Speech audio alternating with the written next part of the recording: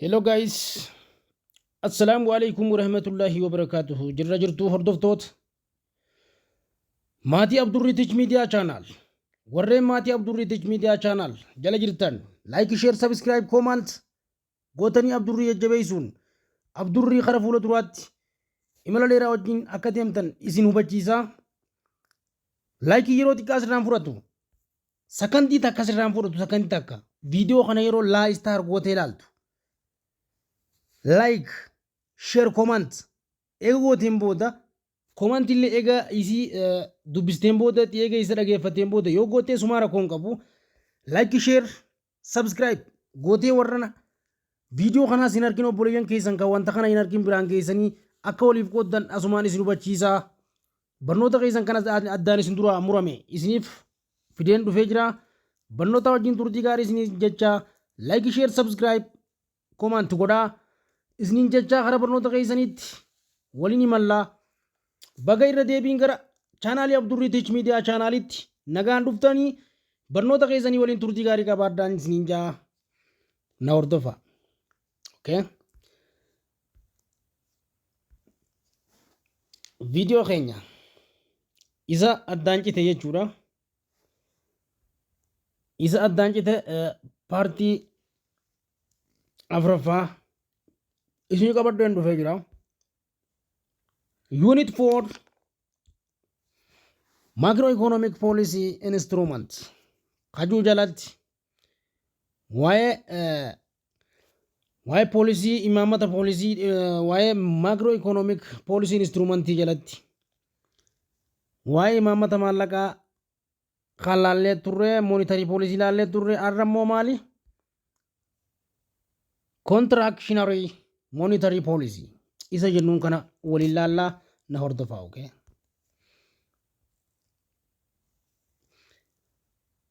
Contractionary monetary policy kan jennuun kun jechuudha. Inni maali? Hiikkaan isaadhaa jechuudha. Imaamata maallaqa construction jechuudha karaa biraa waan biraa miti. Construction jechuudha. Construction ni beektan construction warri hojjetanis ni beektanii.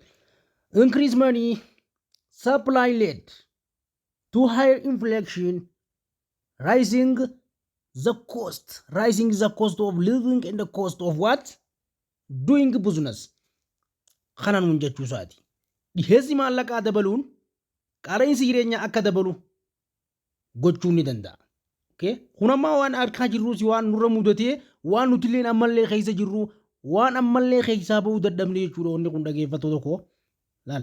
Increase money supply can lead to higher inflation, rising the cost of living and what? Cost of doing business. Okay? Dhiheessi maallaqaa dabaluun maal? Qaala'insa jireenyaa akka dabalu karaa bana. Yookaanis gochuun baasii jireenyaa fi what? Baasii daldalaa yookaanis hojjettoota dabaluu danda'a jechuudha. Amma akkuma amma itti jirru kana jechuudha. Baasiin keenya high bakka wanni hundinuu high price level sadarkaa olaanaa ragaa. Garuu incoming keenya kan harka keenya ga'u maali? Deflation kufe. Jireenyi keenya inflation keessa seenee jechuudha asirratti. Kanaaf contractionary monetary policy increase. Okay? Contractionary monetary policy increase interest rate and what? Slowing the growth of money supply. I am to bring inflation down. Okay? Inflation down. Kun kanuma jechuudha. Waan waliin beenu kun immaas waan wal haagnu miti. Waan ammallee deebinee wal wannataanu miti. Kun jireenyi nama irra jirru yookaanis riskii namni hundi keessa jiru jechuudha. Maal nuun jee? Haala kanaan jechuudha. Imaammanni maallaqaa kana yookaan imaamata maallaqaa hir'isuun dhala ammoo dabaluun fi maal? Guddina dhiyeessii maallaqaa saffisiisuu yookaan qaala'insa jireenyaa kana gabbuusuuf xiqqoo karaa ni ta'a jedhanii irratti hojjechuu jechuudha.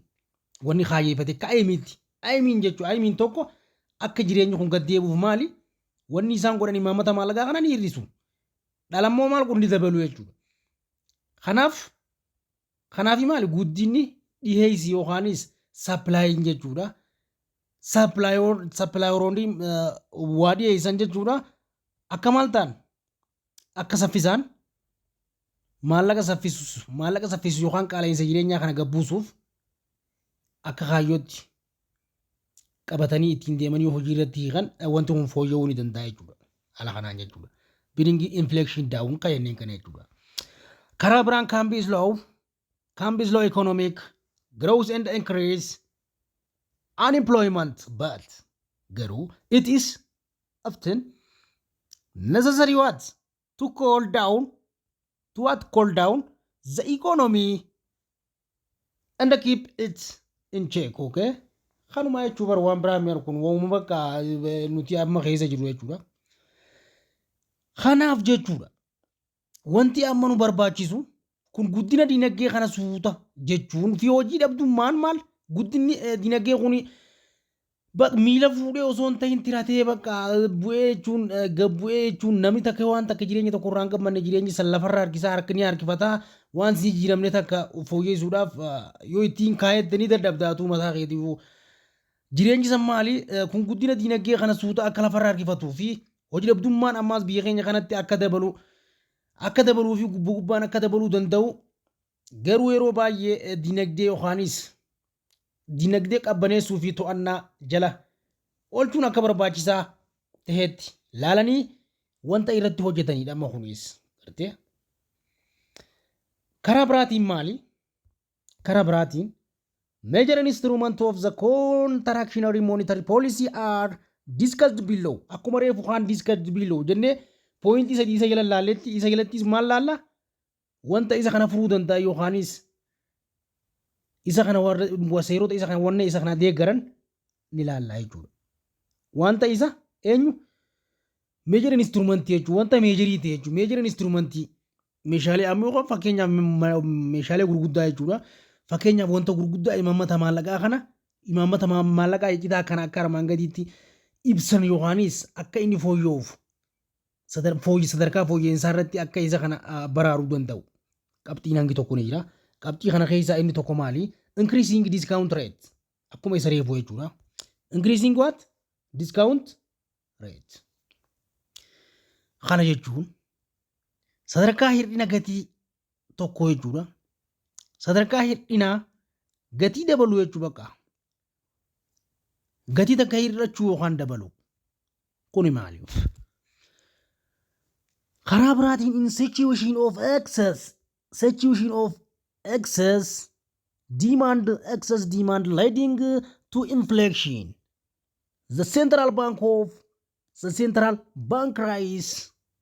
bank rises it is what? Rates. Kana jechuun kun immoo sadarkaa kana keessatti haala fedhii ilmi namaa tokko qabu dimaantiin ilmi namaa takka qabaatu garmalee yookaan qaala'insa jireenyaatti geessuu keessatti maali? Baankiin giddu galeessaa yookaanis reetii isaa akka ol kaasa ni dabalaa jechuun ni qaala'insa ni dhiisa. Kana keessa fiiggatee. Kuni maali? Haala isa kanaaf increasing discount rate kanaatu maal godhaafi akka furmaataatti isa kana furuu danda'a jechuudha. Akka furmaataatti maali? Yoo inni kun isa fure malee isaan hundinuu akka mataa isaaniitti seera mataa isaanii jala deemanii maal godhu wanta kana keessa namuu daldala isaa ni guddifatu jechuudha. Kun maal karaa biraatiin maal godhaa? Sadarkaa hir'ina gatii dabaluu kana gatii dabaluu yookaanis hir'isuu haala fedhii garmalee qaala'insi jireenyaa tokko sigeessu keessatti baankiin garmalee maal reetii isaa maal ol kaasuu yookaan dabaluu dhala isaa maali? Dabaluudha. Inni biraadhaa maali? This raises of cost of the borrowing which discourage commercial bank form of what? Borrowing from central bank. Okay. Kana jechuun amma akkuma namuu beeknu ni jira kunis baasii liqii ol kaasa. Maal godha? Baasii liqiidhaa kana maal godha? Ol kaasa. Rises cost of borrowing. Borrowing kan liqiidhaa ni beektu. Borrowing baasii liqii kana maal godha? Costiin gatii yookaanis baasii jechuudha. Baasii liqii kana maal godha? Ol kaasa jechuudha. Humna ol. Maaltu isa kanatti isa fide duuba? yeroo inni baasiin kun ol ka'e jechuudha. Kunis baankonni biraa jechuudha baankii daldalaas baankii giddu galeessaas ta'e maali irraa liqii akka hin fudhanne abdii nama kutachiisaa jechuudha. Kanaaf jireenyi karaa riskiitti deemee jechuudha. Haala kanaaf furmaata ta'a jedhamee yaadame. Maali? Akka baankii sanirraa liqiillee fudhachuu hin danda'amne jireenyi sitti ol ka'e jechuudha. Inni biraadhaa an increase yeroo nan jala saraaru waan nan jala saraaruuf jala deemaa akkasitti daawwadha. Increase in the bank rate dhalti baankii dabaluun force of the commercial bank to increase their what? Their lending rate interest which makes what? Credit of costlier. Okay? Kanaa turufa haala kanaan jechuudha. Kunis karamitti si geessa. Wanni kunis jechuudha. Maali akkuma reefuu baasiin liqaa ol garmalee ol kutee abdii nama kutachiisan jenne isuma kanarra dhaabbatee jechuudha ammaas dabalaan jechuudha reetii yookaanis dhalti tokko yookaan dabalu ta'e jechuudha. Dhalti dabalame baankii yookaan baankonni biraa kan daldalaas dhala liqii isaanii maal godhu akka dabalu. Baankiin hundinuu isii jalqabaa baankii guddittii ilaallattee maal godhu dirqama maal godhu akka dabalu ni dirqisiisu jechuudha. Kun maali liqiin isaa maal ta'a baasii guddaa akka kafalu taasisaa jechuudha. Kanaaf kasaaraa guddatti isa galcha. Kun maali kireediitiitti isa naqaa jechuudha. Haala kanaan as result demand for the loan fall. Resultiin demand fedhii maali fedhii laawunii kanaa maal ni kufaa jechuudha bakka gabaabumatti. Maal ta'a ni kufaa dandamachuu illee hin danda'u asirratti. Gama biraatiin dhaltii olaanaan maatii maali? Qusannaa kanarratti kan jiru maal ta'a? Fedhiin liqiidhaa ni kufa yookaanis gadi bu'aa jechuudha. Ni irra tagan malee gad bu'ee kasaaraa keessa nama buusa. Ammallee jechuudha. On the other hand, karaa biraatiin the higher rate of interest induce household to increase their saving by restricting expenditure on what? Consumption. Ammallee and discourage investment. Kanuma jechuun wanni biraa takka hin jiru. Sirriitti dhageeffadhu. Kuni karaa biraatiin jechuudha. Other handiidhaan karaa biraatiin maali? Gama biraatiin dhalli olaanaan maatii yookaan householdii keessatti jechuudha. Householdii jechuun abbaa maatii tokko yookaan warra tokko keessatti jechuudha. Baasii fayyadamaa bahu jechuudha. Baasiin ati mana keessaaf yookaanis meeshaa yookaan kuduraa mana keessaatiif yookaan wantoota adda addaatiif ati baaftu jechuudha. Fayyadamaaf baasiin fayyadamaaf bahuun maal gaa daangeessuun qusannoo isaanii akka dabalu akka kakaasu maal godha si goosisa yookaanis investimentiin kee abdii si kutachiisaa jechuudha gabaabumatti. Haala kana keessatti bakka haala jiraachuun ibsi shakkisiisu dura si geessisaa jechuudha. Kanaaf ammallee the expenditure baasiin kun maali? Investment and consumption irratti jechuudha. In reduce thereby what? Reducing the aggregate demand. Okay. Kanuma jechuu bar waan biraa miti. Ammallee jechuudha. Haala kanaan baasiin investimentii fayyadamaa irratti bahu hir'ataa. Kanneenis maali? Fedhii waliigalaa isaas akka irratu ni taasisa dirqama jechuudha. Wanni sun sitti ol kee taanaan ati wanti kee wal si madaalu waan silaa fedhii san itti fayyadamuuf qabdu waan silaa fedhii saniif oolchuu qabdu dhiiftee maal fedhii sanii gadi goota. Kanaaf fedhiin barbaadaa sanii maal ta'a? Gabbu'aa jechuudha. Wanni ati si qabdu waan san si waan hin gooneef dirqama isan gabbuuftee waan silaan feene saniin golattee deemu jechuudha bakka gabaabumatti. Fedhiin keessi danqaa jechuudha asirratti danqamu jechuudha. Haala kanaan inni biraa maali? Selling security through open market operation. Kana jechuun maali? Okay. What? Selling securities through open market what? Operation. Kuni maali? Kana biraatiin jechuudha amma fakkeenyaaf hojii gabaa yookaanis baatittiin seekiyuritiiwwan maal godhu gurguruu jechuudha bar. Selling security through open market operation marketii kanarratti jechuudha maal godhu hojii gabaa kanarratti securityiiwwan gurguruu jechuudha. Securityiiwwan banaatiin gurguruu jechuudha kan namnu si jalaa argu jechuudha. Securityiiwwan banaatiin immoo open jechuun banaa ni beektu. Securityiiwwan banaatiin gabaa kana keessatti gurguruu jechuun namni hundi si jalaa kan argu jechuudha. During inflation central bank during inflation central bank sell government security to commercial bank which what lose an equivalent amount of their in the cash receiver, thereby what reducing their capacity to offer loan. This what observe liquidity from what the system. Okay, haala kanaan jechuudha. Kuni maali? Yeroo laalamu jechuudha. Yeroo qaala'insa jireenyaa baankii giddu galeessaa securityiiwwan mootummaa baankota daldalaatti gurguraa isaanii maal taha kufa maallaqni isaanii maal taha irraa dhufu jechuudha. Irraa hammam walqixa ta'e dhabuu yookaanis walqixa ta'uu dhabuu jechuun ekvivalantii ta'uu jechuudha. Kunneenis maali dandeettii liqii dhiyeessuu isaanii gadi buusanii irri isaa jechuudha. Isaanis kaastamarii maal ta'uu ni dhabuu jechuudha asirratti. Okay, observe liquidity from the what? Liquidity from the system ni dhabuu jechuudha. Haala kana dhaabbatanii maali? Wanti isaan qaban asirratti duraa gabbaa. Kunis maali dhangala'aa irraa ni tuuta. Dhangala'aa isaanii akka gatii dhabuu ni ta'a. Observe liquidity from the system. System isaanii keessatti dhangala'aa isaanii maal ta'a? Ni dhabamaa jechuudha. Okay. Haala kanaan laalmu. Consequently, in this fall, investment and aggregate demand. Aggregate demand is asirratti consequence isaa maali? Wanni inni fedhiin inni waan kanaaf qabu maal? Investment isaa ni kufaa jechuudha asirratti kunis. Fall ni kufaa. Okay. Eessatti ni kufaa jechuudha kunis. Increasing the RRR. Okay. Increasing what? RRR. Kuni maali?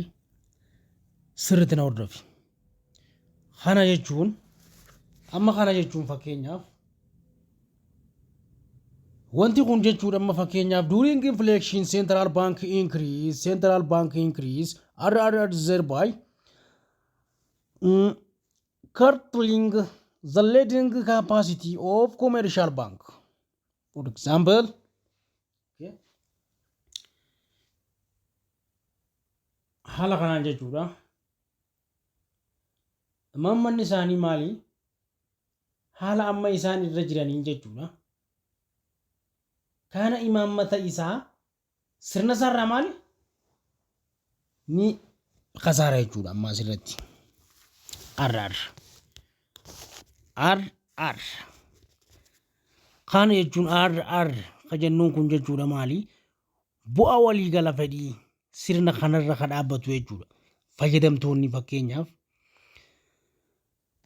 yeroo nu laallu RR'n kun increasing is RR'n ni dabala. During inflation central bank increase. Central bank irratti jechuudha maal taha inflationiin maal taha ni dabala. RR'n thereby what? Curtailing the lending what? Capacity of the commercial bank. Okay. Amma laaluu dandeenya jechuudha. RR amma fakkeenyaaf gabatee jira. Fakkeenyaaf dinagdee gabatee kanarratti ilaallee waliin adda baasuu dandeenyu jechuudha. Gabatee irratti RR'n akkamitti jira nearby ammallee kun ammoo akkamitti capacity isaa jira. Isaan hunda waliin maal goona ni ilaalla jechuudha asirratti. Okay. For example jira. If an economy is what? Producing quantity of output above its what? It is optional GDP. Potential what? Potential GDP. Potential only GDP kana jechuudha maali akka isaan kanarratti contractionary kanarratti contractionary monetary policy kanarratti akka maal ta'u akka irratu can reduce the inflationary okay akka irratuuf kan haala mijeessu jechuudha pressure kan dhiibbaa godhu ammallee for what leasing price maali leasing rising price pricing keenya akka dabaluuf kan dhiibbaa godhu level amma sadarkaa isaarratti halaallu maal laalla fakkii kana gadi irratti figure 4.4 below original equilibrium is zero occur what at output of 750 which is above potential GDP. Okay, a contractionary monetary policy will rise. Amma inni kun jechuudha contractionary monetary policy rise gisee ta'etti yeroo dabale interest rate which discourage borrowing for investment and consumption spending in the case of original demand curve AD shift the left garam bitaatti maali sararamaa jechuudha aggregate demand one so that new equilibrium irratti jechuudha E1 occur at the what potential GDP level 700 jechuu kuma reefuuti asirratti wanni isaan faallaa ta'u takka qofa jechuudha asirratti haala kanaan laaluu dandeessu okay haala kanaan laaluu dandeessu sirriitti qottu laale amma fakkeenyaaf jechuudha wanti kun amma fakkeenyaaf sadarkaa gatii yookaan sama baasii bara waggaadhaan jechuudha kuma takka dhibba takka jennu price levelin jechuu base year 100 asirratti giraafii kanarratti sararamee gubbaarraa asirraa ka'ee hanga asiitti jechuudha hanga iddoo isa kanaatti kan jiru kun maal ture long run aggregate supply inni asiin qaxxaamuree kunis asiin gama onnaatti kan deeme kun short run aggregate supply akkuma reefuuti jechuudha inni karaa bitaatti left to the right ka jenneen kun jechuudha aggregate demand waaniin kan reefuu irratti yoo kan laaltu taatan aggregate demandiin zero bakka ta'e kanatti waaniidha ture amma inni bakki qalama diimaa san maal ture isaniin faalluma takka ture jechuudha faallaan isaa maal ture aggregate demand waaniin kara waat equilibrium quantity waaniitti jechuudha yeroo kana constant doolaariin constantiidha jechuudha asirratti yeroo kana maali constantiidha doolaariin yeroo kana real outputiin ammas maali wal madaaluu danda'a jechuudha asirratti madaalliin isaa constructionary monetary policy irratti walitti dhufeenya qaba kanaaf bakkeen isaan hundinuu itti wal qixataan kun equilibrium bakkeen kun isa kana equilibrium zero irratti aggregate demandiin zero kun ammoo maali equilibrium waan irratti iddoon isaa hundi itti wal qaxxaamuru wal itti wali dhufan jechuudha xiyyaan asii as deebi'ee jira harka keessaatti wanti kun maal ta'a doolaarri bakkuma san jira wanni sanis hin irranne irraayis hin irranne itti sin dabalamne jechuudha haala kanaan wanti kun equilibrium walakkaa isaanii irratti oolee jechuudha haala kanaan laaltanii adda baasuu dandeessu okay barnoonni keenya karraas asuma irratti raawwata yeroo biraa barnoota biraa qabannee isiniif dhiyaannaa barnoota biraa kam income policy and wage isa juu qabannee isiniif dhiyaannaa barnoota har'aatii wajjin turtii gaarii qabaadhaa isiniin jecha haga yeroo dhuftu barnoota biraatiin wal agarrutti nagaannaa jiraadhaa nagaannaa tura.